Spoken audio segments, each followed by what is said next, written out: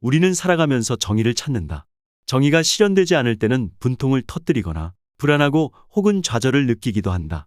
그러나 사실정의 구현을 추구하느니 차라리 젊음의 셈이나 신기루를 좇는 편이 훨씬 생산적일 수 있다. 정의는 존재하지 않는다. 지금껏 존재한 적도 없고 앞으로도 존재하지 않을 것이다. 세상은 애초에 그렇게 만들어져 있지 않다. 새는 벌레를 잡아먹는다. 벌레에게는 공평치 않은 일이다. 거미는 파리를 잡아먹는다. 파리에게는 공평하지 않은 일이다. 사자는 코요테를 잡아먹는다. 코요테는 오소리를 잡아먹는다. 오소리는 쥐를 잡아먹는다. 쥐는 벌레를 잡아먹는다. 자연만 쓱 둘러봐도 세상에는 정의가 존재하지 않는다는 것을 바로 깨달을 수 있다. 폭풍우, 홍수, 해일, 가뭄 어느 것 하나 불공평하지 않은 것이 없다. 정의라고 하는 것은 비현실적인 개념이다. 이 세상과 이 세상을 살아가는 사람들은 언제나 늘 불공평하다. 허나 행복을 택하고 불행을 택하는 것은 정의의 부재와는 아무 상관이 없다. 인간과 세상에 대해 삐딱한 시선을 보내는 것이 아니다. 그보다는 세상이 진정 어떤 곳인가에 대해 엄정한 평가다. 정의는 거의 어떤 것에도 적용될 수 없는 개념이다. 하물며 자기 실현이나 행복에 대한 선택과 관련해서는 말해 무엇하겠는가. 우리 사회는 정의를 약속한다. 정치인들은 선거 공약을 내세울 때마다 그 약속을 들먹인다.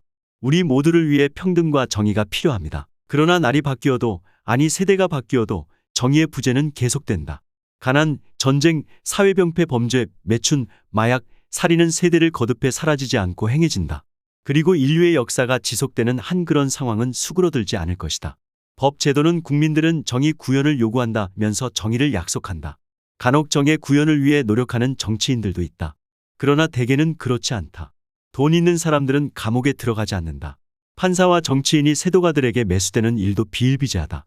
미국의 대통령과 부통령은 명백한 범죄 행위를 저지르고도 사면되거나 깃털같이 가벼운 처벌을 받는다. 감옥은 가난한 사람들로 북적인다. 이런 상황은 공평치 않다. 그러나 이것이 현실이다. 정의는 어디에 있는가? 어디에도 없다. 부정에 맞서 싸우기로 결심했다면 그것은 참으로 훌륭한 생각이다. 그러나 부당함으로 울분을 터뜨리는 쪽을 택했다면 그것은 다른 오류 행위들과 똑같이 히스테릭한 반응이다. 다른 사람과 비교할 때마다 불공평에 게임을 하는 사람은 스스로를 신뢰하지 않는 사람이며 타율적인 외부 지향적 사고에 지배되고 있는 사람이다. 공평함은 외부 지향적인 개념이다. 자신의 삶에 대한 책임을 회피하는 한 가지 방법인 것이다. 불공평하다고 생각하지 말고 대신 자신이 진실로 원하는 것이 무엇인지 결정하고 그것을 달성하기 위해 전략을 짜보라. 다른 사람이 무엇을 원하고 무엇을 하고 있는가와는 상관없이 분명한 사실은 사람들은 모두 다르고 내가 더 불리하게 아무리 징징거려도 긍정적인 자기 변화는 이룰 수 없다는 점이다. 대부분의 노이로제는 그 바탕에 다른 사람의 행동을 나의 행동보다 더 높게 평가하는 마음이 깔려 있다. 그가 할 수 있는 일은 나도 해야 해 라는 말을 입에 달고 다니면 결코 자신의 삶을 설계할 수 없다. 다른 사람을 기준으로 삶을 만들어가게 되기 때문이다. 질투로 인해 눈이 멀거나 또는 자신의 마음이 통제 불능 상태가 된다면 그것으로부터 벗어나려는 노력을 해야 한다.